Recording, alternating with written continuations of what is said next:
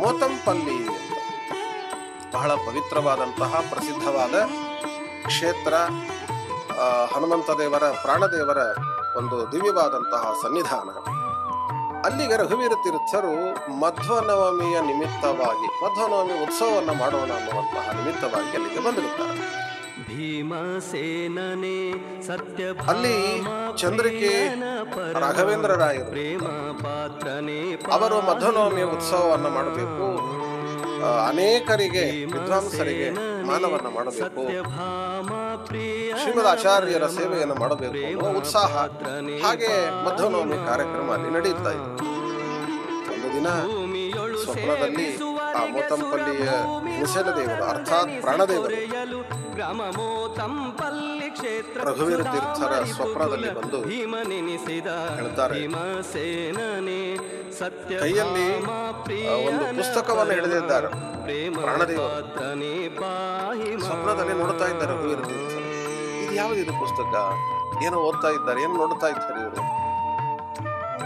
ಆಗ ಪ್ರಾಣದೇವರು ಹೇಳಿದರಂತೆ, ನೀವೇ ಬರೆದ ಪುಸ್ತಕ ಸ್ವಾಮಿ ಇದು, ರಘುವೀರ ತೀರ್ಥರೇ ನೀವು ಬರೆದ ಗ್ರಂಥ ಇದು, ನವರತ್ನ ಮಾಲಿಕಾ, ಇದು ನಿಮ್ ಕೈಯಲ್ಲಿ ಹೇಗೆ ಬಂತು ಅಂತ ಕೇಳ್ತಾರೆ.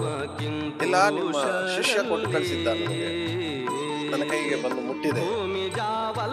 ಆಗ ಪ್ರಾಣದೇವರು ಹೇಳಿದರಂತೆ ರಘುವೀರ ತೀರ್ಥರಿಗೆ, ಇದನ್ನ ಪೂರ್ಣವಾಗಿ ನಾನು ಓದಿದ್ದೇನೆ, ಇದರಲ್ಲಿನ ಒಂದಕ್ಷರವೂ ತೆಗೆಯಬೇಡಿ, ಒಂದಕ್ಷರವೂ ಸೇರಿಸಬೇಡಿ, ಅದಕ್ಕೆ ಬಹಳ ಸೊಗಸಾಗಿ ಬರೆದಿದ್ದೀರಿ ಈ ಕೃತಿಯನ್ನ ಅಂತ ಪ್ರಾಣದೇವರು ಸ್ವಪ್ನದಲ್ಲಿ ರಘುವೀರ ತೀರ್ಥರಿಗೆ ಅವರ ಗ್ರಂಥಕ್ಕ ಮೆಚ್ಚುಗೆಯನ್ನ ಕೊಟ್ಟದ್ದನ್ನ ಇತಿಹಾಸದಲ್ಲಿ ನಾವು ಕಾಣ್ತೇವೆ.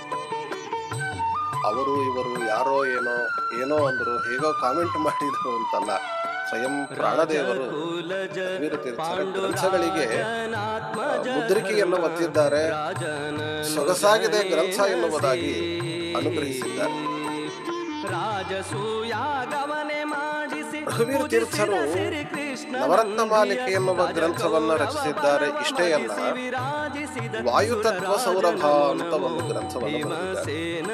ದ್ವೈತ ವೇದಾಂತ ಅನ್ನುವ ಹೆಸರಿನಲ್ಲಿ ಒಂದು ಗ್ರಂಥವನ್ನು ಬರೆದಿದ್ದಾರೆ.